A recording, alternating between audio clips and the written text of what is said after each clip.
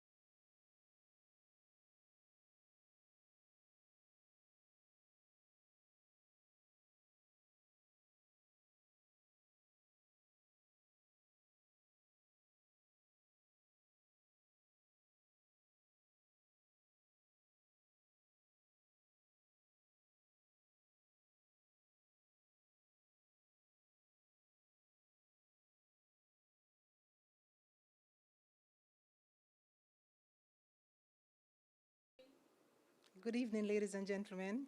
My name is Sharon the Victoria Mutual Group.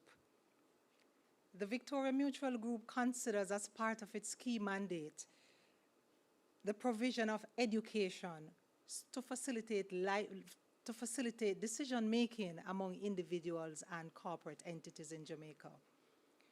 You might ask yourself why. Why do we do this? We do this because we care. It matters to us that Jamaicans from all walks of life are empowered with the knowledge and information to make good financial decisions. It was therefore not a difficult decision for our investment arm, Victoria Mutual Wealth Management Limited, to partner with the Jamaica Chamber of Commerce to present to you today the 2020-21 version of Post-Budget Review. Our collective aim this afternoon is to ensure that we provide a platform to facilitate deeper understanding of the presentation by the Honorable Finance Minister yesterday, and as well to examine some of the critical challenges and opportunities that our country face at this very difficult time. So, on behalf of the CEO for Victoria Mutual Wealth Management, Mr. Resworth Burchison, and the President of the Jamaica Chamber of Commerce, Mr. Lloyd Distant, it is my distinct pleasure to welcome you all, wherever you're joining us from. I know some persons are joining us via Nationwide. We welcome you. Persons are joining us via our social media platform, but it is my distinct pleasure to welcome you to this afternoon's presentation of our post-budget review. We have an exciting time ahead of us. We have a very distinguished panel, and I am positive that you will benefit tremendously from the interactions, and we look forward to engaging with you on social media. My only other task here this afternoon is to hand over to our moderator, who frankly needs no introduction. I now hand you over to our moderator for this afternoon, attorney at law, mom, wife, journalist, and host of Radio Jamaica's Hotline program, Mrs. Emily Shields. Emily? Thank you. Thank you so much, Ms. Sterling. And welcome everyone to the post-budget review held by Victoria Mutual via its subsidiary VM Wealth Management Limited in association with the Chamber of Commerce. As Ms. Sterling said, I'll be your moderator for this post-budget VM review. And this budget has been tabled at a time when the Finance Minister, Dr. Nigel Clarke, has informed the country that Jamaica has seen the worst economic contraction in its history. We've had about 10-12% contraction in fiscal year 2020 to 2021, and for the calendar year 2020, a 10% contraction in the economy. The historical comparatives they just don't compare. There was a 6.5% decline in the economy in 1975, a 5.7% decline in 1980, 4.6 in 1985, 3.9 in 1974, and 3.2 in 2009. So with those numbers, we recognize the absolute peril in which we have found ourselves, occasioned by the coronavirus crisis. One of the startling numbers the minister told us yesterday in the Parliament: it took Jamaica 4 years to add 100,000 jobs. It has taken Jamaica 4 months to lose 130,000 jobs. And our debt went up by 16 points, and it now stands at 110% of GDP, even though the nominal debt has remained flat. He's told us as well that in spite of all of those things, there are no new taxes. And there are other matters in the budget which we will consider during this very important VM post-budget review. I'm very pleased to have joining us for this panelist, Professor Denzel Williams, Pro Vice Chancellor and Principal of University of the West Indies 5 Island Campus, located in Antigua and Barbuda. On Zoom, we'll have Dr. Karen Webster Carr, Principal Medical Officer and national epidemiologist in the Ministry of Health and Wellness. We have Mr. Glenn Lawrence, Chief Executive Officer of Couples Resorts. Dwight Jackson, Assistant Vice President, Corporate Finance at VM Wealth Management. On Zoom, we'll have Dr. Deborah Hickling-Gordon, who is a member of UNESCO Expert Facility on Diversity of Cultural Expressions, 2019 to 2022.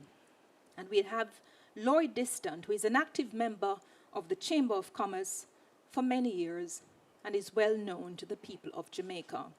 We will tell you our hashtag in just a moment, so you can send your questions, your comments, so we can share it in this forum, which will go on for about an hour and a half. The format of the program will be that Professor Denzel Williams will make a presentation for around about 10 minutes, and thereafter each of the other panelists will make a 3-minute presentation, and then we'll have a very interactive session at this VM post-budget review. So, help me welcome Professor Denzel Williams, Pro Vice Chancellor and Principal of UWI's 5 island campuses located in Antigua and Barbuda.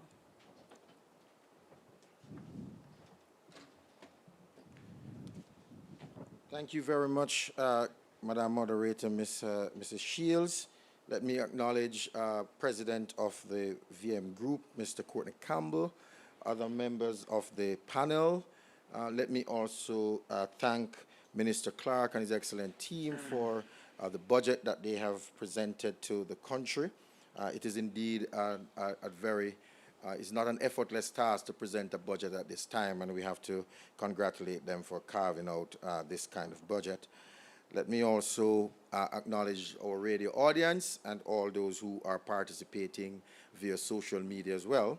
Let me thank you very much for the opportunity to share some thoughts on Budget 2021-2022. And as Madam Moderator said, I do have a short time to give you just some highlights, and I look forward to some further question and interaction on this presentation this afternoon. So let me firstly say that what I would like to do over the next few minutes or so is to quickly highlight for you some major areas of the budget, and then I want to look at the pathway to recovery. And having looked at the pathway to recovery, I want to also propose some other solutions that I think will speed up the recovery compared to what we have heard in the budget in general. So, ladies and gentlemen, I've titled my presentation today, Credible for Normal Times, but Not Bold for Extraordinary Times. And why do I title the presentation like that? Because we are in as the moderator just identified, a critical juncture in terms of our economic recovery. And I will highlight a few major statistics from the past fiscal year to show exactly the challenge that we have in terms of the recovery going forward. As you would appreciate, we are seeing the most severe health crisis over the last 100 years. We don't have to say exactly how this thing has affected countries and economies worldwide. This is not restricted to any individual country, but it's a global pandemic that has shut down trade, shut down everything basically, shut down the movement of people and all of that. And importantly, what followed was some economic disaster as well. What we would have seen, especially in the context of Jamaica, 10 to 12% decline in our GDP. We have seen unemployment rising to, I think it's about 12%, and then we settled down at about 10.7%, which is roughly about 135,000 people on the unemployment line. Significantly, we would have seen government revenue, tax revenue declined by about $70 billion, which is about 11%, 2020 compared to 2019. But importantly, as we move into 2021, what we're seeing is the vaccination program has started. And this is a global phenomenon as well. And this provides us with some glimmer of hope. So if the vaccination goes well, program rolls out very well, and we have all the other measures in place, we can look to 2021 as a year where the recovery will start. So our first task as a nation in 2021 is to say, get our vaccination program right, and then we will look at the recovery. Now, for the recovery, Budget 2021 is setting that stage. And so it is important that we look at some highlights for Budget 2021. So what does Budget 2021 entail?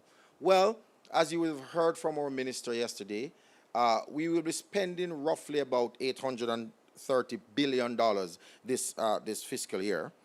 That is comprised of recurrent expenditure of about $487 billion, which, when that is broken down, we see salaries and wages roughly about $239 billion, and then programs, which is about another $247 billion. And programs, I want to spend some time on that later on, because that is where we're going to see a lot of the activities that are going to deal with the recovery coming from. So our non-debt budget allocation is roughly about $541 billion, with $54 billion of that going towards capital expenditure, building the roads, the bridges, the infrastructure, etc. So that's that. And then we have the debt allocation going for $272 billion. Of that amount, we have about $125 billion to pay interest on the debt that we have accrued already. So we have accumulated some debt, and we have to pay back these people. We're paying them back $125 billion. And we are amortizing, which means that we're paying back principal on that debt as well of $146 billion. And then we will make a loan to public bodies, mainly to the Bank of Jamaica for capitalization, etc., of about $14 billion. So that, in a nutshell, gives you a very clear indication of the spend that we're going to be having. So if you look at what we're going to be spending, it's really that $247 billion plus that $54 billion is the real crux of the matter that is now going to drive the economic program, because all the others are really routine expenditure that we now have to deal with. Critical to note as well is that the government is projecting a fiscal surplus of about $5.4 billion for this year, which is about 0.3% of GDP, and also a primary surplus, which is really revenue minus your expenditure before you pay all of your debt obligation, of $131 billion, which tantamounts to 6.1% of GDP. So that's the context. That's the context in which we are now discussing the recovery. We have roughly about $301 billion to play with in terms of putting the programs in place that is now going to drive the kind of recovery that we need. And so this is very, very important, because what this is going to tell you is exactly how we are going to recover and the speed at which we are going to recover. So where we are now, we know that the economy has tanked to roughly about 10 to 12% in 2020. So we have to find a pathway to recovery. And I've done a little bit of work to understand, if we were to stick to our traditional long-run growth path, what time frame it would take us to recover to 2019 level of GDP and then move to build on that recovery. And what it is suggesting to me is that if we do not grow at about 3% or more, the recovery process is going to take at least a decade. At least a decade. So if we stick to our traditional growth path of our 0.7%, etc., we are not going to recover to 2019 levels until roughly about 2030, 2031. Now, as you know, post a pandemic, there will be some amount of stimulation and some amount of activity. So we don't expect to see the growth path remaining at 0.7%. But we're expecting to see growth picking up to a roughly about 4 or 5% if we actually put the right stimulus in place. Now, if we grow at, say, 3% post 2020, we would see a recovery roughly at about 2025. If we grow more than 3%, say 5 or 7%, we could see a recovery roughly about 2023, 2024. And recovery here meaning that we will get back to 2019 levels of GDP. So critically, what this is saying is that the programs that we are going to spend that $301 billion on over the next fiscal year should be robust enough to generate the types of economic growth that we're going to be needing in order to recover, and most importantly, to put back that 135,000 people into employment. We need to get them back into employment. And so it is going to be key that the programs that we're spending that on is going to be robust enough to provide that stimulation. And so it is in that context that we looked at the major program that the government has that is anchoring its recovery on, which is the Serve Jamaica project. And the Serve Jamaica project really is a combination of expenditure or investments rather in infrastructure, social spending, vaccination program, etc. And let me admit that the project is a good framework on which to anchor the recovery. Nothing is fundamentally wrong with it. However, what we need to see is a more aggressive framework, especially in the first year of the pandemic, in order to drive that recovery. Because the minister says that we need to recover and recover fast. To recover fast, then we have to be bold in terms of the programs that we're putting in place in the first year of our recovery. So, when I look at the programs, I have identified what I call the Berry Plan. The Berry Plan as an alternative to speed up the kind of growth that we're going to need to get us back on a pathway that we can recover faster and stronger. The Berry Plan really looks at what we're going to be doing in the banking sector, because we have to look at both the monetary side and the fiscal side as well. So the Berry Plan looks at some issues in the banking sector that we have to contend with today. And then we also look at how we're going to invest for the recovery and further investment programs. So let me look at the banking side for a minute. The banking side, when you look at it, a lot of sectors, as you would have seen and heard from the minister's presentation, almost all sectors except construction would have seen a decline. Tourism heavily hit. All of the other sectors heavily hit. Now, there are a number of companies in those sectors that would have had significant loans in the banking system.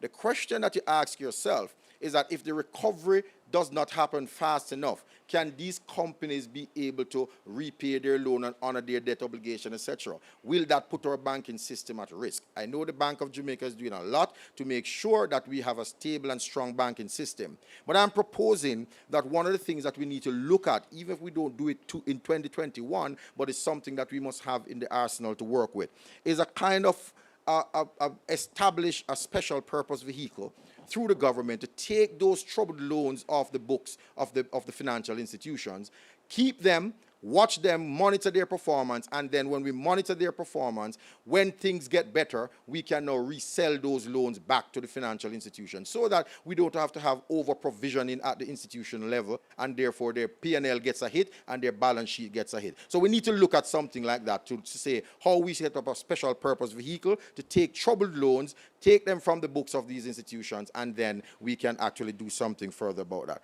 The recovery.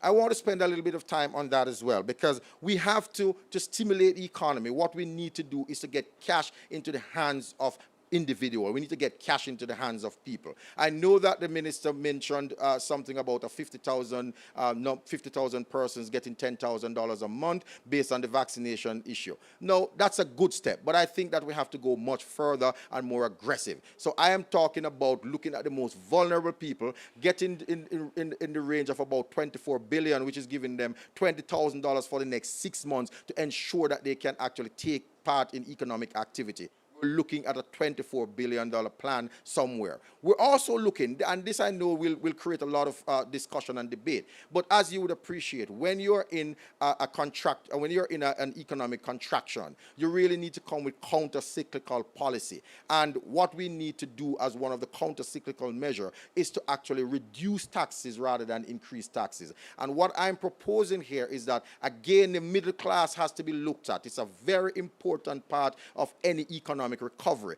And I'm strongly suggesting that we look at how we can actually reduce the PAYE component of the income tax from 25% to 20%, which is a 20% reduction, which would generate about $12 billion into the economy. If you do that, and we take the consumption multiplier, and we look at how that will translate and reverberate through the economy, we're talking about even collecting back about $4.5 billion in GCT. So the net impact of that would be roughly about $8 billion or $7.5 billion. So we need to look at what we're doing for the middle class. We need to look at what we're doing for the ordinary working people in terms of the recovery as well. And then we need to look at the funding and investment portion of the recovery. We need to look at how we are going to invest into things like infrastructure. So we need to have a $46 billion fund, and I will say how we come by that. But of that $46 billion investment fund, we're looking at roughly about $30 billion to look at roads, broadband infrastructure, irrigation project, etc. Then we're looking at a creative sector grant to mobilize the creative talent of our young people, especially in the ICT space, to look at about a $1 billion grant that is going to use for those people to generate businesses using artificial intelligence and information communication technologies. And similarly, we're also looking at a $15 billion loan package that could support working capital for MSMEs. We recognize that in a pandemic, in a recovery process, what you do not want is to lose businesses and allow businesses to close. We're looking at how we can support businesses so that they can actually remain open. When things get better, they can think about repaying that money that they would have gotten from the state. So overall, that Berry plan is about an $82 billion plan, which is about 3.5% of your GDP. Already the SURF plan has about $60 billion on the table. We are now saying if you should reduce the primary surplus target by about 35%, which is moving from 6.1% to 4%, you can generate another $44 billion. And what you will have is a $104 billion project plan that now you can actually roll out over a 2-year to 3-year period to stimulate the economy going forward. So we're asking for the Berry plan to be a medium-term plan, not just a single-year plan to address the recovery. It looks at both the monetary side and it looks at the fiscal side as well. We are saying that what we need to do is to not rush for a fiscal surplus in the first year after the recovery, but look at how we can actually use what is there now. We can run a small deficit, show the discipline in how we actually invest in that money from that small deficit, and then build the economy to stronger recovery in the shortest possible time. Thank you. Thank you. Thank you so much. Thank you. Thank you, Professor. Thank you, Professor. Thank you, Professor Denzel Williams. I want my lapel, put this back on for me, please, because I want Prof to ask him a quick follow-up before I go to Dr. Karen Webster-Kerr. I want you to explain to me, Prof, in your comprehensive review and you calling for the Berry plan, you're asking for $40 billion more to be created to be pumped into the economy. Wouldn't that, one, increase our nominal debt significantly from where it is at now, and it has stayed flat, and two, wouldn't it also increase our debt to GDP ratio, which has gone up by 16 points, and we know that once you're in 105 debt to GDP, you're in danger territory. So tell me how your plan will not derail the long-term economic prospects for Jamaica. Quickly give me that in a minute, and then I'll go to Dr. Karen Webster-Kerr. Please come to the microphone here. Thank you. Thank you very much, moderator. Yes, so the idea is that, remember, we are in a recovery state, and what we're doing is to invest now for the future. The idea is that what you're going to do is to make that investment today. When you make that investment today, it will generate economic activity, because remember, when you speak of debt to GDP ratio, there's a numerator and a denominator. Yes. And if you can grow the economy fast enough, the debt to GDP ratio will come down. And the idea is to grow fast enough. Right, but you agree that your proposal is going to increase the debt to GDP ratio, but you're saying... No, not if you grow. Because if you're growing fast enough, if you're growing at 8%, the ratio comes down. Right, but at the moment, the denominator has shrunk by 12% because of the contraction in the economy. So if we're to grow it, we have to grow it to get it up to leveling off, which is up back to 12%, and then to grow it some more. Where in our history have we had growth of between 4 and 5%, which is what you are calling for to see the recovery in 2 years or 3 years. Help me with those. Right. So that's the idea that once you're in the recovery now and you make those kind of investment, what you will see is this kind of stimulation that is going to be coming, Yes. and that stimulation that will come from these kinds of investment will push the GDP growth to where you actually want it. Because a $44 billion more to the debt is not going to be a significant increase in terms of the nominal debt. All right. Thank you. I want to make sure that my lapel works. I'm going to be joining Dr. Karen Webster-Kerr, the chief epidemiologist, who will join me on Zoom. Thank you so much, Professor Denzel Williams, for that exchange. So let me go now to Principal Medical Officer and National Epidemiologist, Dr. Karen Webster-Kerr, who will join us on Zoom. Then in just a moment, there will be perhaps a little lag for the connection. Today, I think we had about 808 confirmed cases of coronavirus. You can see the total number of confirmed cases on the screen here as you join us for this VM Wealth post-budget review. There are about 712 imported cases. Regrettably, we've had 463 deaths so far, and our hospitalization is at peak level in several of the hospitals, and there are shortages of oxygen as well. We got the vaccine today, but we won't get enough until sometime next year for 60-65% for full herd immunity. I'm not seeing Dr. Karen Webster-Kerr just yet on Zoom. So I'm here. You're not seeing me? Until we get her on, may I just ask Mr. Glenn Lawrence, who will come to us with a perspective from the private sector. He's the Chief Executive Officer at Couples Resorts, to give us for 3 minutes his overall impressions of the budget, the potential impact on the sector he's in, with the tourism sector having declined by over 70% in the fiscal year that is now ending. Mr. Glenn Lawrence, welcome. Thank you very much, Emily. Appreciated Denzel Williams' presentation, especially the comment about the budget not being bold enough. As you can appreciate, in the tourism industry that's been hit extremely hard, at this moment in time, 57% of all hotel rooms on island are closed. That's a reality of the tourism industry. During 9/11, which was a pretty tumultuous event, activity fell by about 14% in that time. COVID has brought an untold reduction in activity.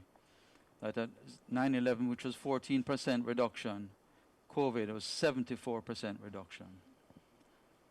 Now, one of the interesting things is that at 9/11, that hit in September, when we got to the winter period, occupancy levels actually had regained to about 60 to 70% occupancy.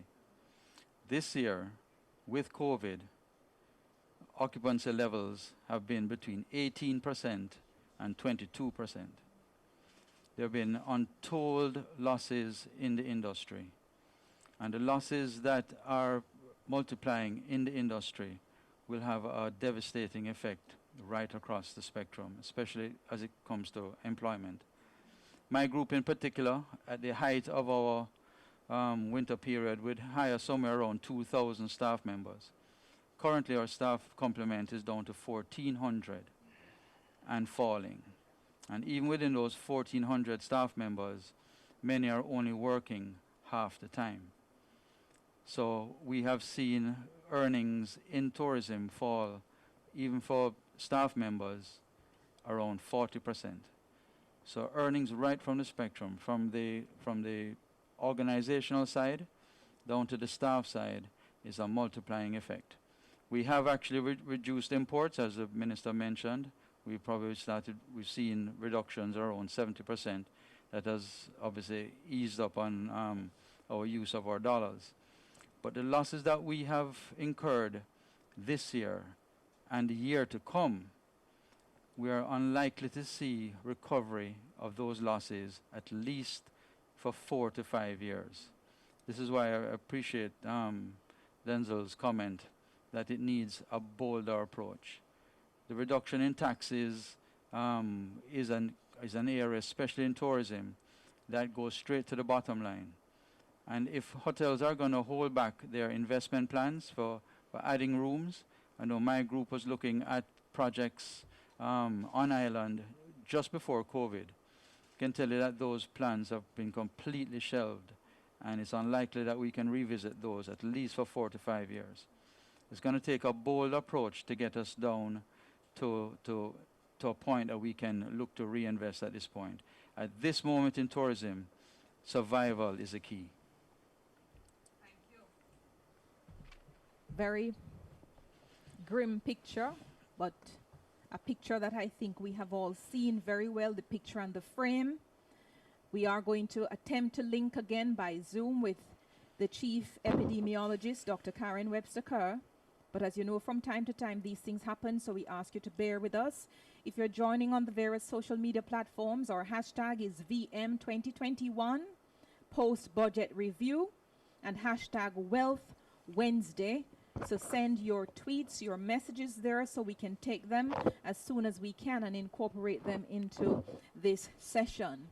Let me go to one of my other guests, since we're still trying to link with Dr. Karen Webster-Kerr on Zoom. Let me come home here to VM Wealth Management and invite Dwight Jackson, Assistant Vice President at VM Wealth Corporate Finance, to give his views in 3 minutes on what he takes away from the budget. Good evening. Thank you very much, Mrs. Shields, and for those listening online, welcome. It's indeed a pleasure to be here and giving my opinion on the budget presented by the Honorable Nigel Clark.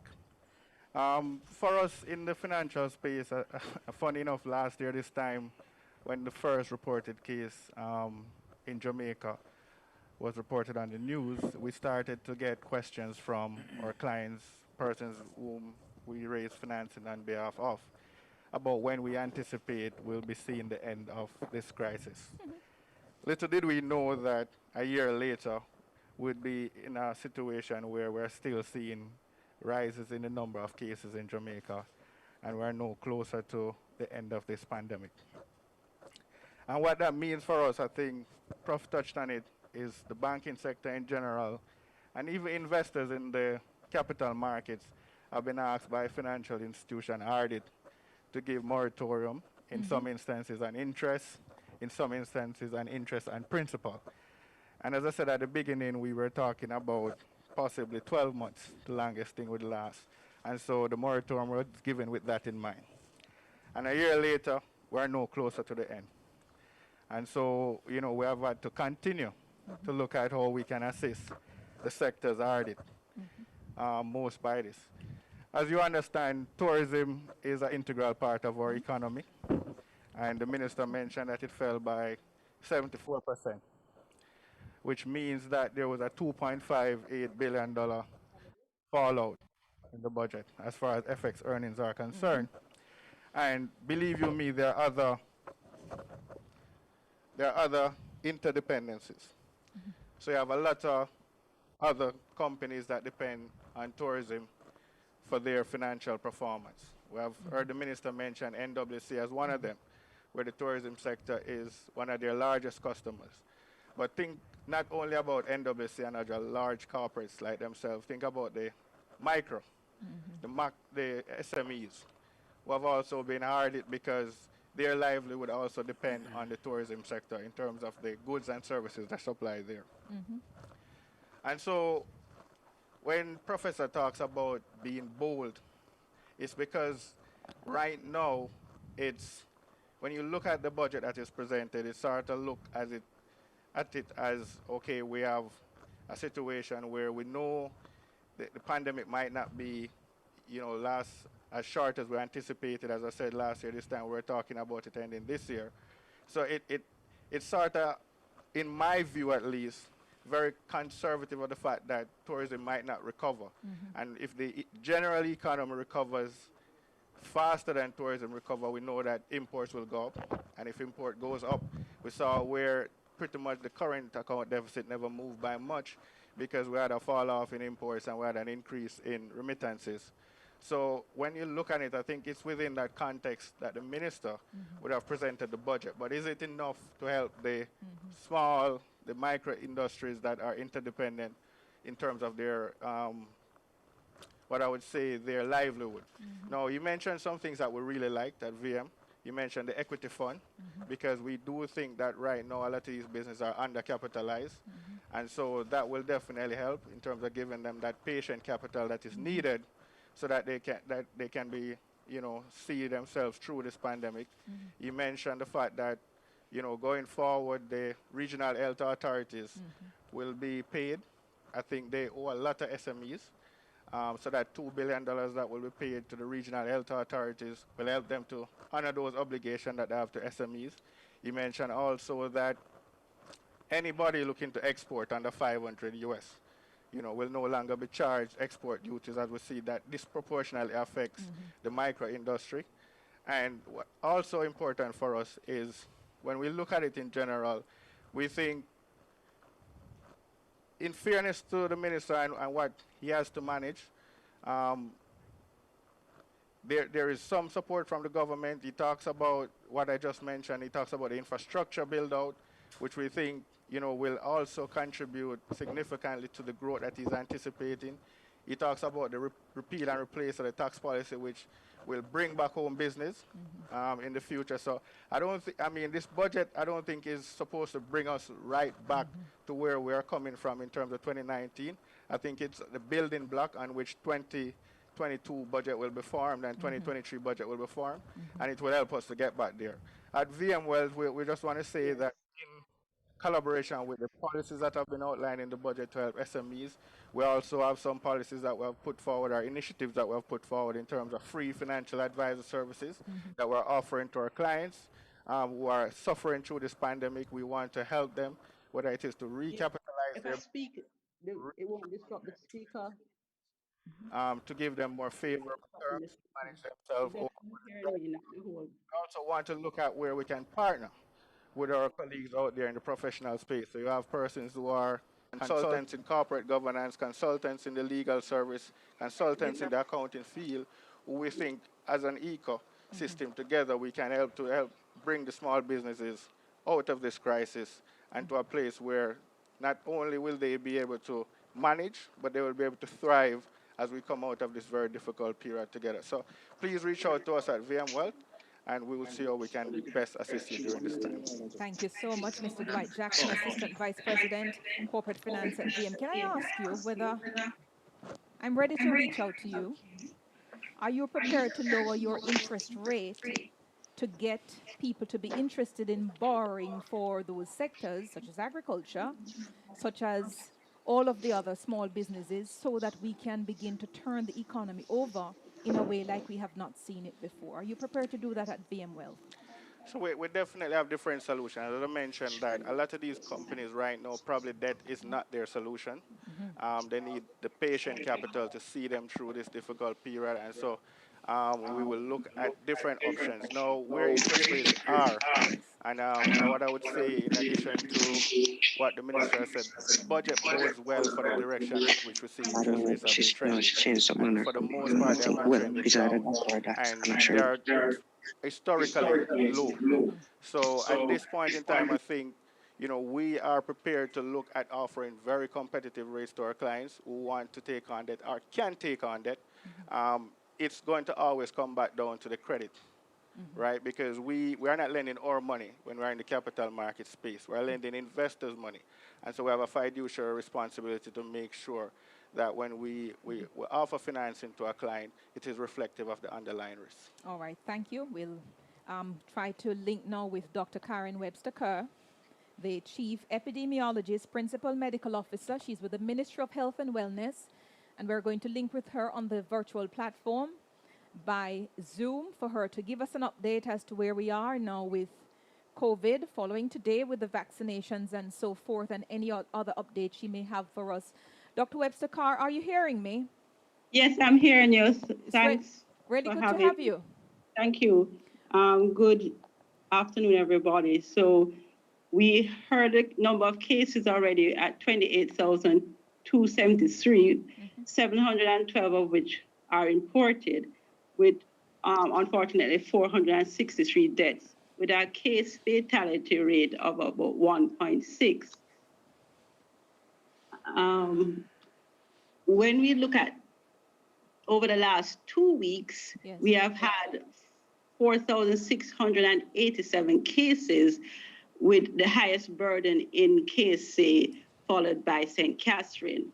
However, when we look at the rates per population, then we note that St. James and Trelawney has the highest rates per population. When we look at the deaths per population, then Trelawney, St. James have the highest deaths.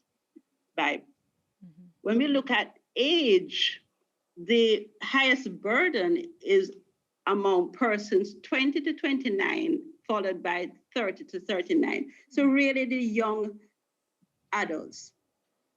And the deaths, however, are mostly among the older population, with almost 1 in 5 persons with COVID over 90 dying. When we look at sex, more females have been confirmed than male, but more males have died than females. When we look over time, what is happening, this is our epidemiological curve. The numbers continue to increase, and with the highest numbers so far being on the 2nd of March this year. And so we are continuing to look at that. When we match that now, looking at the reproductive rate, so a reproductive rate of 1 means each person on average transmit to 1 other person, and 2, a reproductive rate of 2 will mean 1 person transmit to 2 other persons on average. So we are not very, very high with respect to reproductive rate. We have been higher around the emancipation, independence, holidays, and so on. And we have gone low. Even the most recent time, Christmas Day, we were low. So, below 1, a reproductive rate of 1. So what does the possibilities here? So if we start off on March at 629, if we are now probably about 1.1, over 30 days, we could go over 1,000 cases in a day. If we stay at 1, then obviously 629. So what we want to do is to be below 1. The lower we are below 1, the better, and the faster we will decrease our numbers. And what we have seen work to do that are persons complying with the protocols. Just to have an idea of the number of positive cases among persons, among tests done, we are about 30% this week so far. We would have heard that over the weekend, we found out among locally acquired cases that we do have the UK variant in Jamaica among persons who did not travel. So this is my final slide. What is fueling the increase in cases? It is non-adherence to protocols in all settings. Why do I say that? We have increase in workplace clusters. We have done some modeling, and we recognize that the restriction works in decreasing the infection rate. So once the restriction comes off, then the numbers increase. Interactions among teens and young adults are also fueling this outbreak. the higher burden in the young adults, the increase and decrease that follows the opening and closing of schools have been observed when we do model for it. And the UK variant increase the risk of transmission and the risk of reinfection. But I must say, having the UK variant, the protocols remain the same. And obviously the vaccination program, which started today, we haven't gotten in any numbers yet, so I don't have anything to share. But having that we would put that in the model to see how well it will decrease the cases. But right now, what we have are the protocols to decrease the number of cases. And we want a reproductive rate of less than 1. Right. Can I just ask you then, thank you for that presentation, Dr. Kerr. I remember seeing at the start of the pandemic a presentation you made where you told the country that you were expecting about 2 million people to be impacted by some respiratory illness associated with COVID-19. Is my recollection on that correct? Yes, you are correct. Right. And with the UK variant now, which is more transmissible and deadlier, are you then revising that number due to that factor at all? No, I have not revising it yet because we have a number of factors that play in. Because we have had cases already, so we're looking at probably another 4 weeks to revise what there's a modeling team looking at that. Right. But right now it can happen as it was stated. Right. And I don't believe there will be significant shift from that because when you look at it, if it is that 1.5% of 1.5 million persons probably would have gotten COVID based on the modeling that was done first. Having a more transmissible variant reproductive rate will not change it much because once you have had it, you get some immunity. Really? Right. So I thought we had said that there were people who would get it a second time. Yes, that is a possibility. But also, if you got it the first time, you would have developed some immunity and some cross reaction. Okay. Similar to what happens with the vaccine. You may not have had it.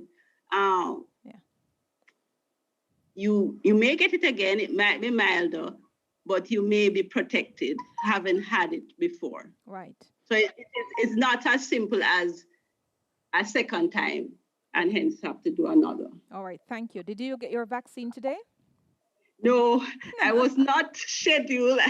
I didn't have an appointment yet, and I'm not on the front line. Yes. So hopefully I'll get it shortly. Well, all right. All the best to you. Thank you so much, Dr. Karen Webster Kerr, Principal Medical Officer and National Epidemiologist with the Ministry of Health and Wellness. Thank you. Really appreciate you joining us.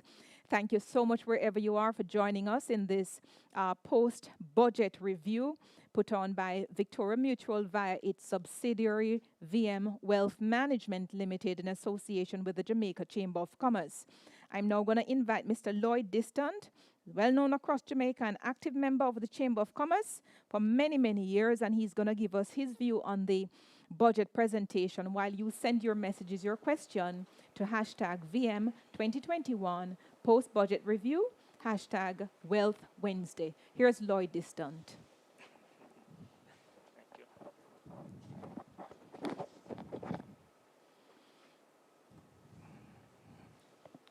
Thank you, Emily, and to everyone who is out there online and to the listeners of Nationwide.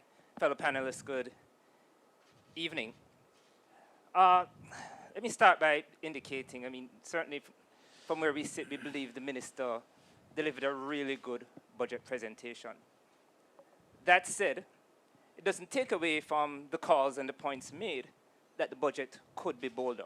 Certainly from our perspective, we believe that notwithstanding the fact that a number of the initiatives announced are the things that the Jamaica Chamber of Commerce has been calling for decades, we do believe that there are other incentives, regimes, and other items that could be implemented that could have made this budget more favorable to the business community. I'll just mention very quickly, and I speak about the things that we've been calling for many years, certainly for decades in some instances. An independent central bank, bringing in an independent fiscal oversight body, and in particular, for many businesses, and particularly smaller businesses, the reduction of the CAF on small exports as well. So all good things, we've been looking for it, and we certainly welcome these things. And of course, like everybody else, hearing no new taxes put a smile on our face. Nobody wants to see an increase in tax in this period. That said, some of the other initiatives, the income tax relief for large-scale projects and pioneering is an act that's been around from 2013. Great idea. We applaud the announcement. But what is likely to happen is going to take some time to really get the wheels turning, for that to be implemented, and for us to see, for Jamaica to see the beneficial impact and to reap the benefits. The comment about the term I'll use is the corporate inversion initiative, the reverse corporate inversion initiative, to bring foreign headquarters or overseas-based holding companies back into Jamaica. Again, something that we've been calling for. We've been hoping that we'd identify ways to facilitate that coming, rather than continuing to see a number of our large conglomerates in Jamaica setting up office in other territories. So all of these are very welcome things. The modernization of the income tax. I smile. This has been mentioned by successive governments on many occasions. So we hear it. We hope it's not just another promise. And we look forward to working along with the government to drive this forward. We believe it's absolutely needed, and needed as soon as possible. But I just want to bring us to probably 3 key points. This comment around a balanced budget, and I think Denzel took it from a slightly different perspective when he spoke about the primary surplus. When we had a conversation, certainly over the last couple of days within the chamber, this view of the balanced budget, we do challenge whether or not it is an absolute necessity. We do believe that that in times of crises like we're facing in Jamaica, that, and certainly as we've seen in many other larger jurisdictions and smaller jurisdictions, this intent or the hesitancy about entering into a budget that may not be completely balanced, taking on, maybe even considering taking on some additional debt, is something that ought to be considered. The Chamber has spoken about it before, and we'll continue to press that we believe that the tax-free tablets and phones are important for Jamaica. We do believe for the educational sector, and absolutely for small businesses that we're looking to transform into the digital economy, it is something that ought to have been considered. I'm mindful, though, that there are a number of other incentives that we should be thinking about as we go along. We will talk in time about the urban renewal incentive for downtown Kingston and other areas as well. But we keep getting back to this conversation around the resuscitation of the economy. Denzel mentioned used the term the pathway to recovery. And our view is, Emily, when Denzel presented on the berry, I almost wanted to, I'm not going to talk about anything here, I just want to discuss the pros and cons of the berry, because I believe that there's some great ideas in there, and they're worth having a conversation and possibly incorporating into a future revision of the budget that hopefully could take place in very short order. Jobs, jobs, jobs. The resuscitation of this economy is going to require that we open up in such a way that we are generating jobs. And some of the initiatives we see on the SERVE, which I can see Emily making notes, I know the question is going to come up. I do believe that as we speak about SERVE, that there are probably other ways that some of that money could be spent to ensure it's getting into the hands of Jamaicans to drive economic recovery. We believe that that is absolutely important. And maybe there's a consideration about a private sector COVID recovery fund. Maybe actually what was discussed in banking is the most appropriate way to do it, where we facilitate loans for particular sector being held in abeyance for future consideration. I can go on and spend some time on some other areas, but I just want to give a feel. Again, we applaud the presentation. We think there's some great initiatives, great ideas, and we're going in right direction in many instances. But certainly from our perspective, we believe that there are other things that could be done, and we want to engage in that conversation to put them on the table. Thank you so much, Mr. Distant. So help me with this now, Lloyd Distant. Is it that you think there could be, as you said, a bit more borrowing? So we put the idea of a balanced budget on the back burner for now, because borrowing by itself is not bad. It depends on what you're borrowing for. Correct. That's the principle. Yes, right. So I think I heard from the minister, we've borrowed, is it 500 million we got from the IMF, which is at the central bank shoring up our reserves? I don't recall the precise figure, but if you have that figure, you have it. Right. Right. Balance of payment support. That's right. Do you have any idea what level of borrowing you'd like to see, and what percentage of debt to GDP ratio do you think we should say this is the maximum that we will reach within the context of the recovery that you want to see? Right. So in the context of the debt to GDP, I mean, the numerator is such a high number as it is. Yes. Right? That some additional borrowing, we're not saying we need to borrow another, $100 billion. Right. But I mean, even if we take a look at the $40 billion that was mentioned, or even some figure in that realm, somewhere to 40 to 80 billion dollars, we do believe that there is the capacity to take that within the budget. It's not going to carry us to the 105%, because what it will do is that it will provide, if used correctly, it will provide us the opportunity to ensure more businesses, and I speak to the small businesses, I will look at certain sectors as well, to ensure that it's getting into the hands of those persons and those industries to generate economic activity, which will give us the top line growth we're looking for. Right. You see, the challenge I'm having is every single sector except construction is down. Tourism, everything revolves around tourism. Agriculture revolves around tourism. Yeah, and we saw, as Mr.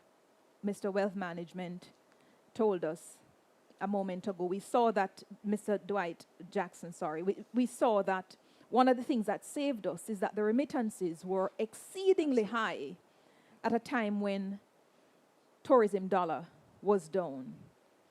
Agriculture is down, and the other day they had a report from NWC where they're about to have water restrictions. Quarrying is also down, right? Mining is also down. So I'm wondering what sort of loan, what sort of input into those industries that normally propel Jamaica, what input could come now that could see growth in those sectors if the rest of the world doesn't recover and people are ready to travel to get our main foreign exchange earner up. Yeah? What sort of how is the loan going to help all of those other industries, you think, if we borrow, say, another $40 million? So so one of the areas that we've spoken about on many occasions is about real productive capacity. Yes. Right. So that real productive capacity, we speak about agriculture, we speak about the manufacturing sector. I'm just using that as an example. The extent to which we can ramp up and generate more manufacturing for export and or for import substitution, then what we'll find is that we have an opportunity for that money to get into the hands of persons who will use it in such a way to actually generate greater economic activity and income for the country. Right. You mentioned construction projects, and I keep hearing the anecdotal statements that, of course it's up because we have large infrastructure projects taking place. And a significant amount of the money that's aligned in SERVE is for large infrastructure projects. I'm always challenged when asked the question, well, what's the flow through into the economy from those large infrastructure projects? Right? So we speak about the trickle-down effect. Is it getting into the right hands? Is it getting from is it a few select companies that are getting the opportunities and they don't necessarily flow the money down because it shores up their top line as a business, or shore up their bottom line as a business. So are we actually getting the flow-through, trickle-down effect from those large infrastructure projects? We need them, right? So don't take away from that. Okay. Let me ask you, Prof. You want to come in on this point? Yeah, go ahead, please. Prof. Denzel Williams. Thanks, Emily. Yeah, so I wanted to support some of what Lloyd has said as well, because the general idea, because you have correctly pointed out that these sectors are down. And the question you ask yourself, what are you going to use to stimulate those sectors? That's the question you have to ask. And the major thing to stimulate them is to make sure that consumers have the dollar in their hands so that they can do the staycation, for example. You talk about hotels and tourism. Yes, you may not have the big travel coming from North America or Europe or wherever, but you can have locals. And if you give locals enough chance and opportunity to go, the mom and pop shops and all those things, those are stimulating economic activities as well. But they need to be able to have cash in their hands. But cash in their hands within the context of 130,000 people who've lost jobs, and those who now retain jobs, they may have a cut in their salaries. Whatever incentive you're going to have to get them back into couples, will they be able to take it up when they have rent to pay, when they have mortgages, when they have food to eat? So is it that we're saying that there should be recurrent sums given to individuals in the country by the government to encourage them, for example, to fill up our hotels with a staycation?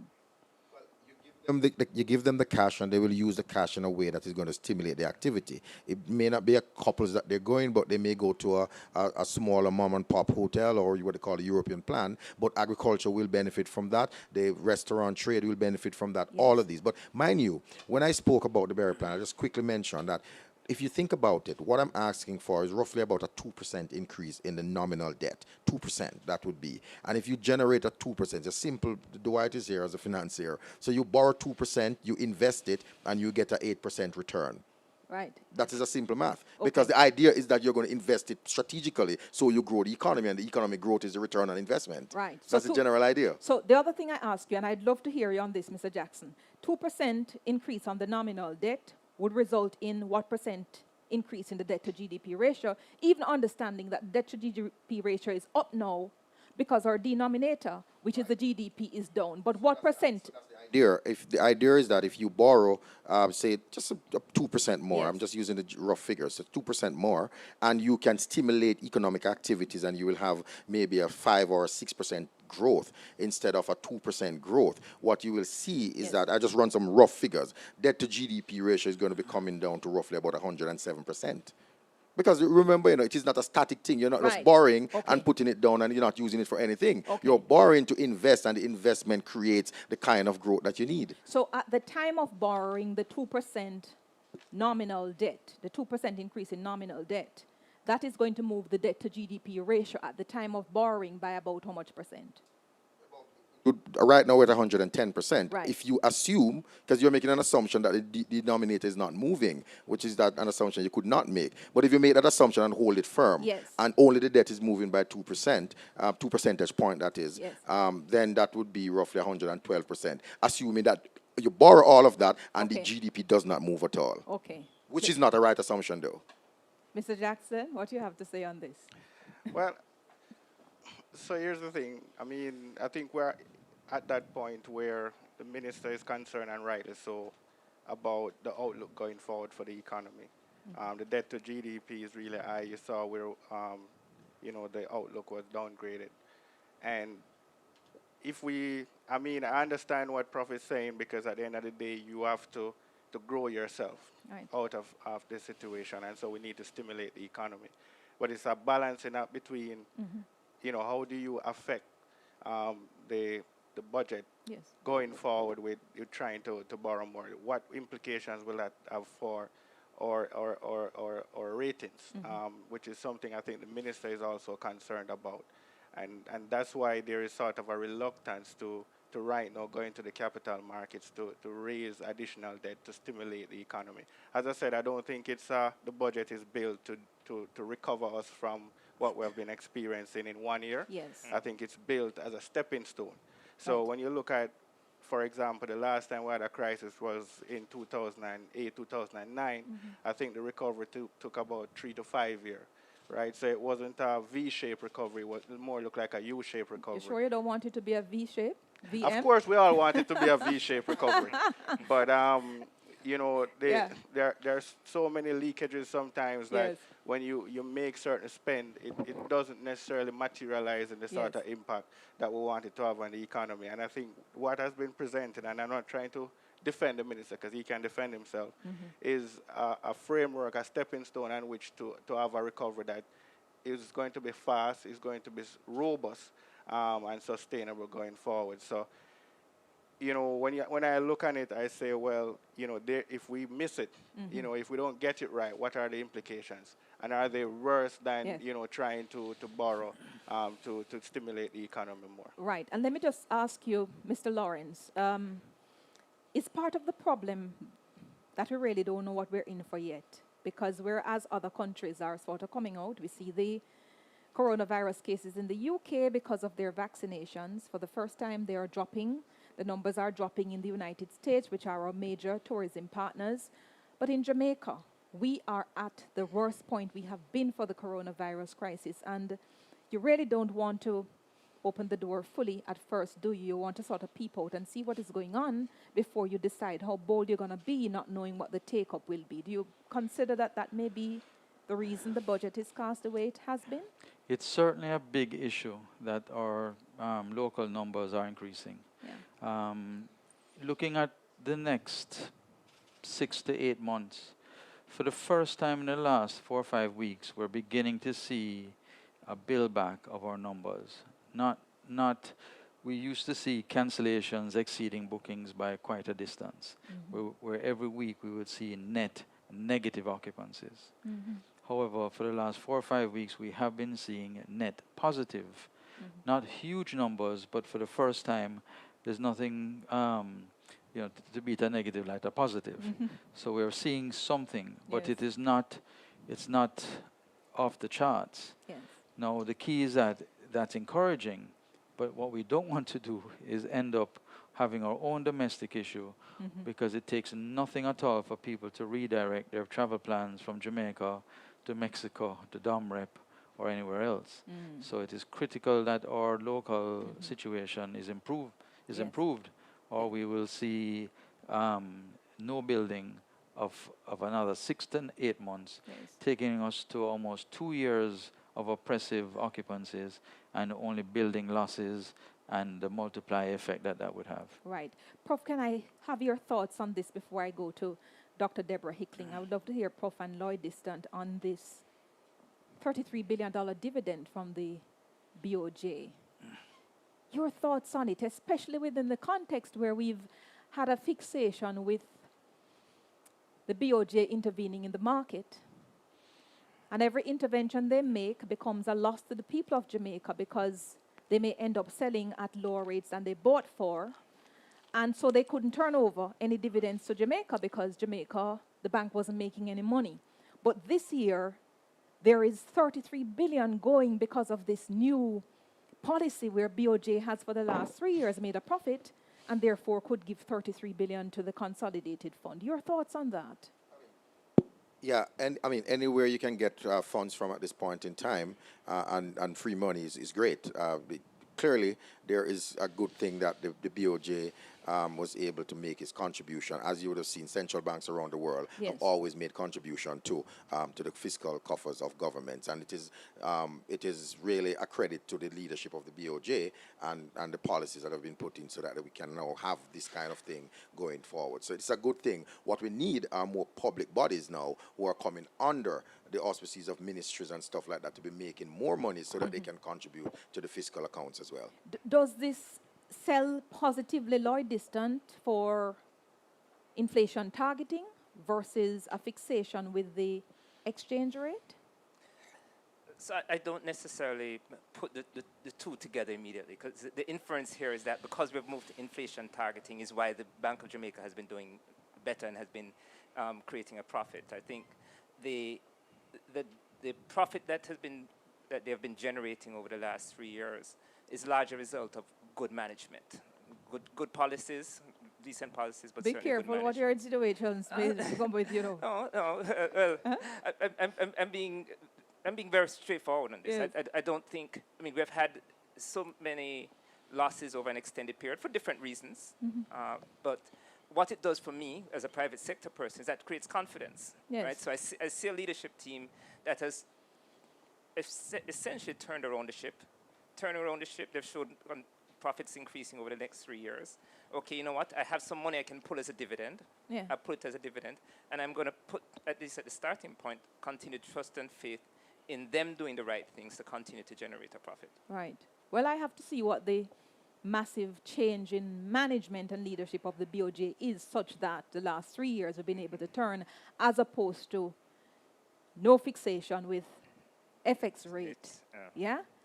Because I always understood that is because we were intervening so much that would cause the government to then owe us because we can't make any money, and then the government has to pay to BOJ every time it is in the red. But that's for an expanded discussion. Before I come to Dr. Deborah Hickling, let me hear you on this, Mr. Dwight Jackson. Somebody from YouTube, OJ Henry, says the Minister of Finance made mention of the introduction of a BOJ-backed digital currency. How do you see Jamaicans gravitating towards this method of payment? Well, I mean, the funny thing is a lot of transaction we do online is sort of digital, Yeah. right? So to that extent, and I think we have seen it where most banks have started to move and migrate persons to digital channels. So I think with the BOJ implementing a digital currency, I think it will just continue that thrust that we've been seeing in the financial sector. As the minister mentioned, it will definitely also improve the number of persons that are now banked. So, you know, a lot of persons have been unable to access financing because for whatever reasons they don't have an account with a traditional financial institution. So I think what the digital currency will enable is just more persons being able to do financial transactions. And so you will have a wider net to do business with. So persons are already there. As I said, everything that is done online is sort of digital. And so the BOJ moving along the line of a digital currency certainly helps with that. It's just the conversion of paper now into something readily accepted online. And so it allows for everybody to engage in digital commerce. But if you compare it to crypto, that we're more familiar with, like Bitcoin, it shouldn't be any different. Yes. You know, as far as this one is concerned, it is going to be backed by the BOJ and the GOJ government, you know, in terms of their ability to honor the obligations under it. Right. Prof, this digital currency, do you know of any other jurisdiction, Caribbean jurisdiction using this? I think Barbados would be far advanced in terms of because you have a big Bitcoin market in Barbados. But I also wanted to add to what Dwight said. I think it's a fantastic move, I must say. Clearly, you're going to have to look at issues to do with the cost of data and the availability of broadband to make it happen. But with the BOJ's backing, what it does, it gives confidence to that kind of marketplace, and therefore it cannot. I mean, it's just going to augur well for us going forward. Right. So it's really the telephone that's going to be the medium for use of this thing. But you need the data, and you need the broadband, the bandwidth, actually, and all of those kinds of things to facilitate it going forward. So we have to look at that part. Right. So a comment from social media, hashtag VM 2021 post-budget review, hashtag Wealth Wednesday. Somebody says, this is Deshaun Chung, no more debt spending. We have been down that road already. What are these business people saying? But I've taken you up on that, everybody. I hear him. I was echoing Deshaun's comment there. Thank you so much. Still going to be boring to pay down amortization, which is the principle. Absolutely. Yeah. Okay. So there's some borrowing, but you want a bit more. You want the minister to be bolder because of what we need. So thank you so much for joining me in this post-budget review by Victoria Mutual via its subsidiary VM Wealth Management Limited. I'm now going to join on Zoom Dr. Deborah Hickling Gordon, who is a member of UNESCO Expert Facility on diversity of cultural expressions for 2019 to 2022. Dr. Deborah Hickling Gordon, thank you so much for joining us. Doc, are you there on Zoom? I'm here. Thank you, Mrs. Shields and VMBS. Good evening, everybody.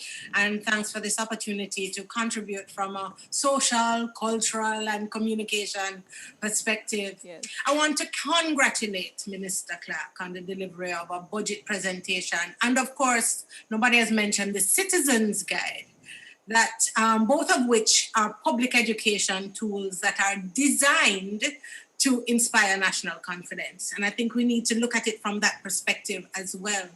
Even with the content explained, it seemed to me, though, to be particularly optimistic and a celebratory presentation in an ironic sort of way, even though the data was presented for an economy that has seen such a historic contraction. And so I agree with PVC Williams that it was a sound technical framework and it spoke to the issues, but there was something about the tone of the presentation that was a little off-putting for me. And the question that I came away from the presentation was, in the environment that is advocating personal responsibility, given the posture of the presentation, have we all as a people come away with a real sense of the gravity of our circumstance? So another question I have is, the budget is predicated, it's based on our flattening this curve. And there seem to be some intangible realities, social realities that it does not take into account.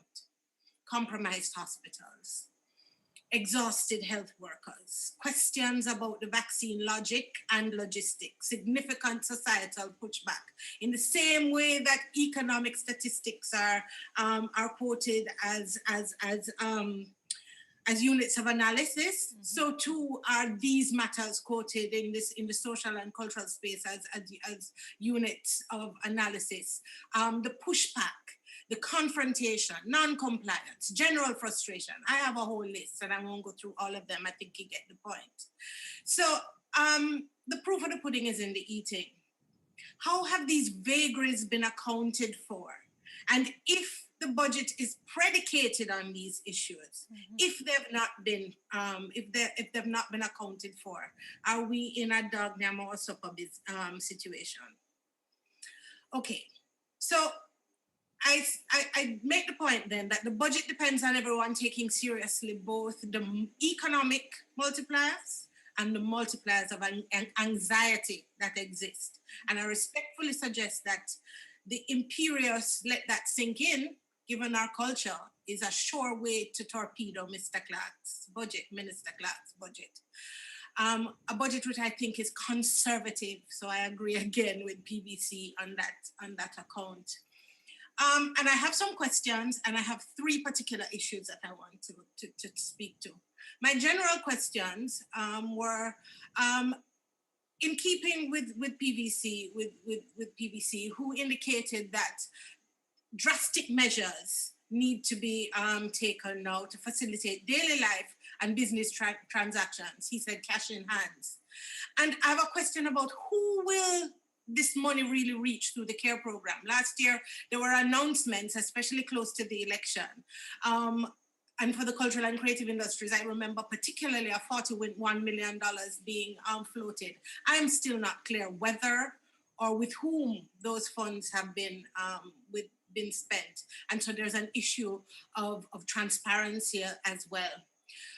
What about the employment programs and how are they going to reach across socioeconomic groups? Is there upskilling written into these programs? What of the middle class, professionals and trained artists and artisans beyond the entrepreneurial positioning?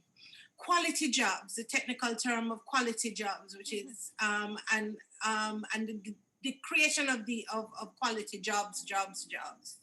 How corruption-proof are the care and serve programs that are really cash programs? The nature of the choices to get us recovering faster and stronger. are extremely conservative, I've found. And I think we have to be clear about our balance of sustainability and expedience. And these are the points that PBC made. And there are only 3 issues specifically from the budget that I wanted to talk to really quickly. The first is the SERVE program. The notion of spending $31 billion of $60 billion on infrastructure. It seems to me that the SERVE program could have benefited from some creativity, like literally. 130 jobs were, 1,000 jobs were lost. Of these, 38,000 were cultural and creative individuals. And these are the ones that we know. These are the ones that can be counted because cultural and creative industries is an informal sector largely. But it seems to me that this is an area that requires some form of priority. Mm-hmm. Manufacturing, tourism, retail, and the restaurant sectors all got very prompt and definitive recovery attention. The cultural and creative industries, including sport, continue to work without any direction. There are some programs, the Paint the City program that was announced, that's all of that is great, but it does not speak to the scope of the sector, which is 18 sectors and 41 subsectors at least, because we have in cultural and creative industries, you have new sectors every day. So we're not talking to a holistic plan for the cultural and creative industries. And in that light, I want to be able to agree with that policy matters and good policy pays good dividends, because there is still no contemporary policy that brings all of these 18 sectors and 41 industries together in a holistic development plan. Now, if you think of 18 sectors and 41 subsectors that are operating informally, if you were to be able to create that model that to bring them into the formal economy, what that would look like for moving the GDP. And in the banking sector, we talk about facilitating the unbanked and the underbanked. There's some real work that needs to be done to bridge the barriers of understanding that continue to stand in the way of sector financing. One last thing, the notion of the fast track for innovation. The digital economy plan seemed to, that the minister announced, seemed to speak to that. But I want to kind of caution that you cannot, under any circumstances in the contemporary economy, move to develop a digital economy without moving to develop a creative economy. They work hand in hand. The very content that is used on a platform is part of the is formed out of the creative economy. And to try to do one without the other is an exercise in futility. And we made that mistake when we tried to fast track the animation subsector without dealing with the film overarching sector. So there are a number of other things. I have a full list and a full set of issues that can be raised. But those, I think, it's about the proof of the pudding being in the eating, right. And and I think it's important that we look at some of those issues. I appreciate the perspective because it comes from, that's your baby, cultural. So I think you gave a great assessment as an ambassador for that industry. May I ask you then, under the SERVE program, where you've criticized the $31.1 billion allocation for infrastructure projects, couldn't it be the case that, again, with 130,000 jobs lost in 4 months, one of the quickest way to get people working, to put money in their pockets, would be to ensure that you have capital investment in infrastructure projects, because that's where the bulk of the people will come. Wouldn't that be the thinking? I suppose, one of the things about economics, it's really about making the best decision for the time, and different people will come to different things from different perspectives. I suppose that would be one thinking, and there's no, I think it would be a logical perspective.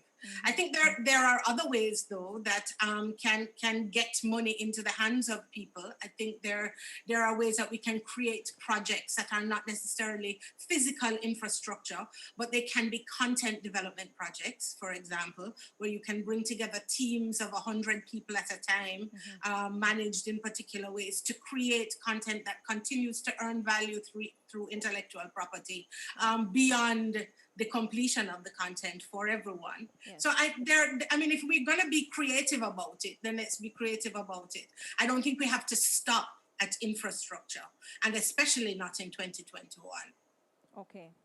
All right, got you on that. Stay with us on Zoom because this is the space we're in and we can accommodate you with our panelists here. Can I ask, I see Owen Hill on social media, Facebook has a question. Don't forget our hashtag VM 2021 post-budget review and Wealth Wednesday. Prof, let me hear you on this decision by the minister to slightly shift the time at which the annual returns become due from the end of one fiscal year to the beginning of another, and what impact you think that is really going to have. Thank you very much, moderator.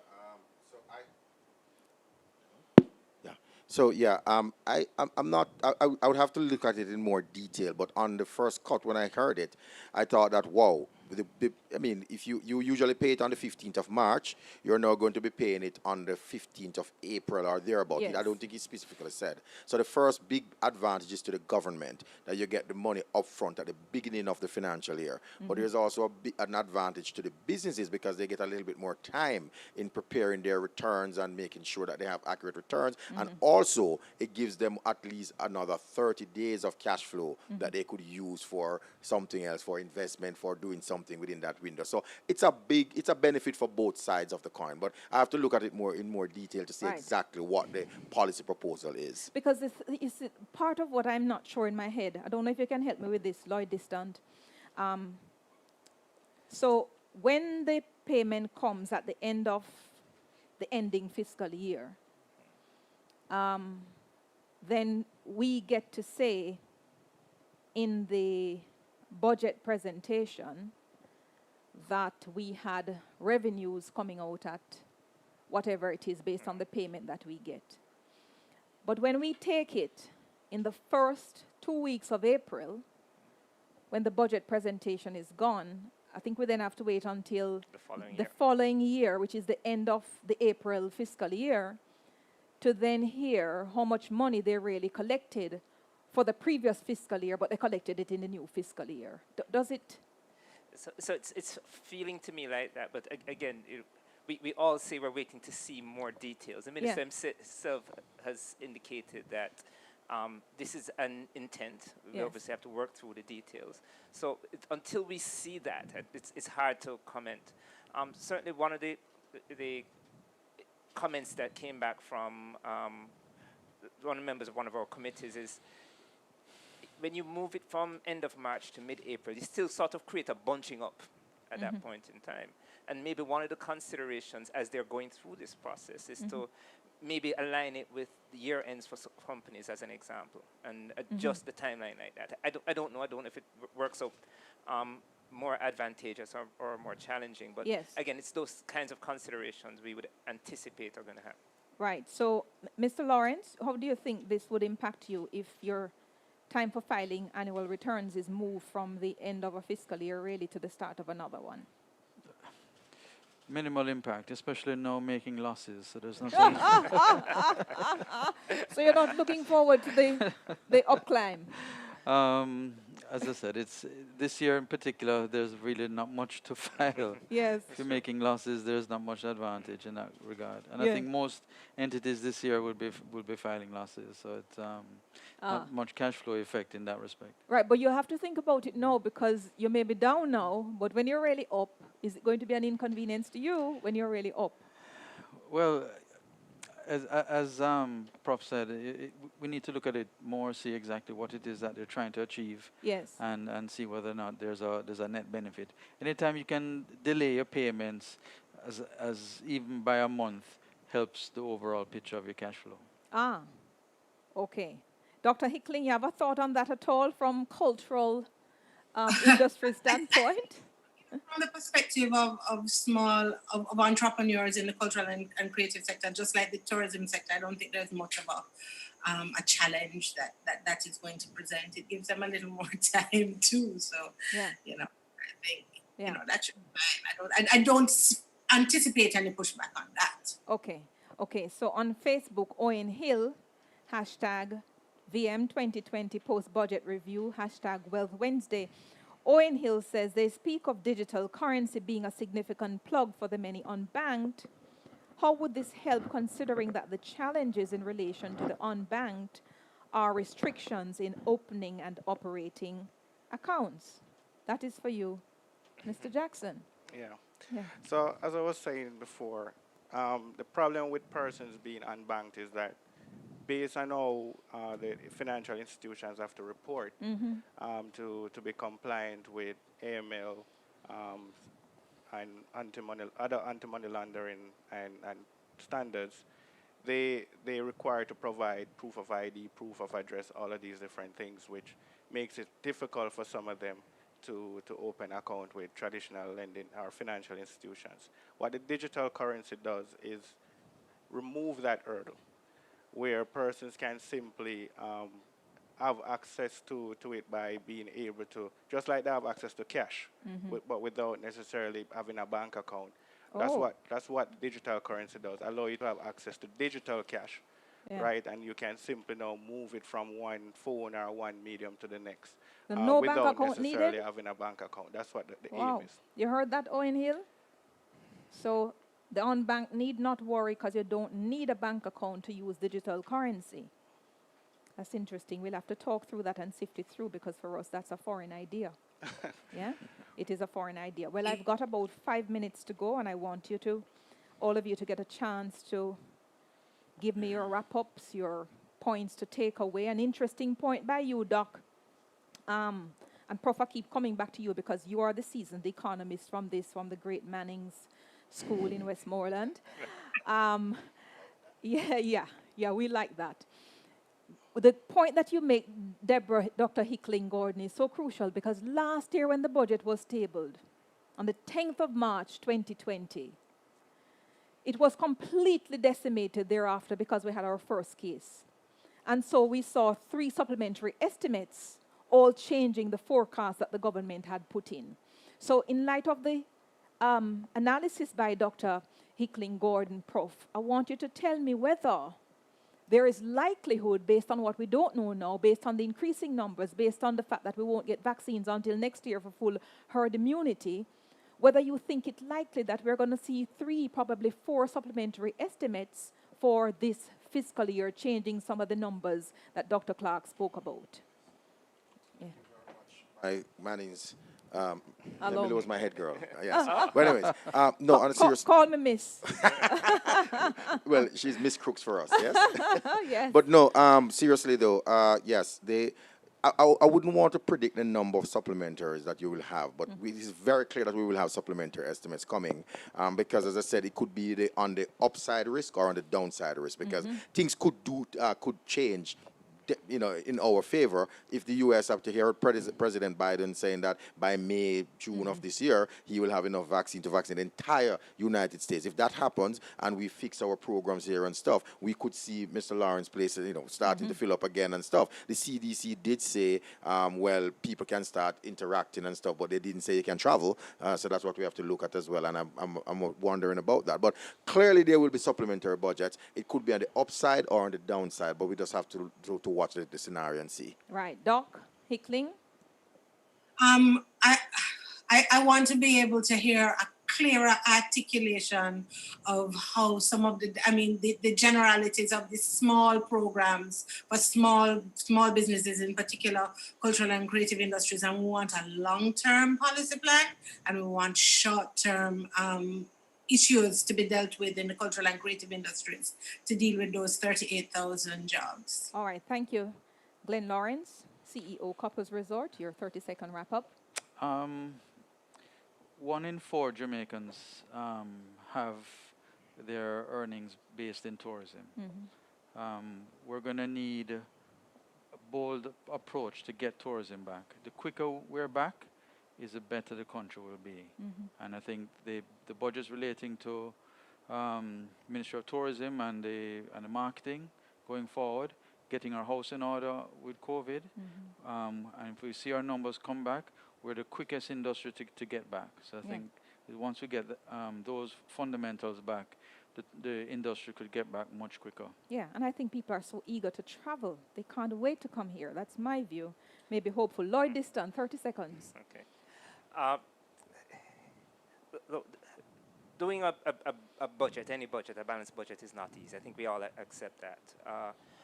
Part of what we are is very clear, is that we are in a crisis. And I don't know that everybody fully appreciates how challenging a situation we are in as a country at this point in time.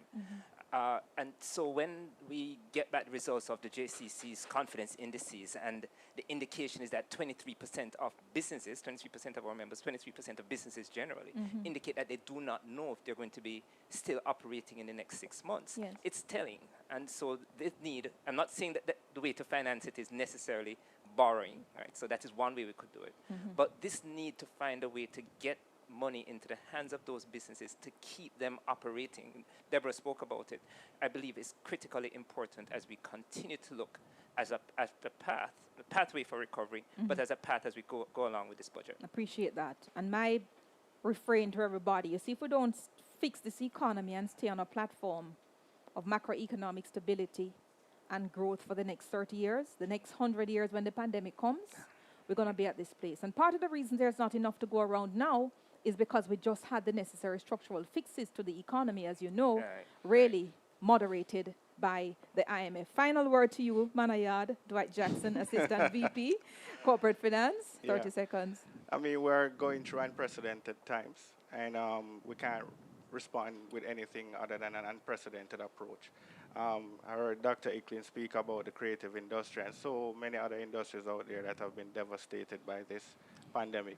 And so at VM, we have crafted the free and financial advisory initiative, sort of geared towards assisting these companies, this client base pretty much, the MSMEs I'm talking, and of course the creative sector within that MSME sector. We have partners with the DBJs and AFI to look at ways we can continue to assist our clients who need financing during this time. And of course, as I said, we have also looked internally to see if we can create our own PE fund, private equity fund, that is to supplement the equity fund that you heard the government mention in the budget presentation. So we have sort of put together what we think is an unprecedented approach to wealth management and investment banking, and hope that clients will take advantage of this by, giving us a call and let us have a chat about how we can help them during this time. So you say, come to VM and feel all right. That's all you want to tell us to wrap up. Dr. Deborah Hickling-Gordon, thank you so much. Member UNESCO, Expert Facility on Diversity of Cultural Expressions, 2019-2022. Thank you. You look great. Love your spectacles as well. Thank you. All right. Take care. And thank you to our panelists, Professor Denzel Williams, Pro Vice Chancellor and Principal of UWI's 5-Island campus located in Antigua and Barbuda. Thank you as well to Dr. Karen Webster, the national epidemiologist who joined us on Zoom. Really appreciate Glenn Lawrence, Chief Executive Officer, Couples Resorts. Thank you to Lloyd Distant, active member of the Jamaica Chamber of Commerce for many years. And thank you to Dwight Jackson, Assistant Vice President, Corporate Finance at VM Wealth. Thank you to all of you who joined us on whatever devices, whatever fora you joined us. Thank you for making it the Post-Budget Review 2021, brought on by VM and its subsidiary, VM Wealth Management Limited, in association with the Jamaica Chamber of Commerce. It has been my absolute pleasure. I have learned a lot, challenged a lot, and got some pushback, but that is great. We look forward to having your company again at another time. Take care. I'm Emily Shields. Good evening.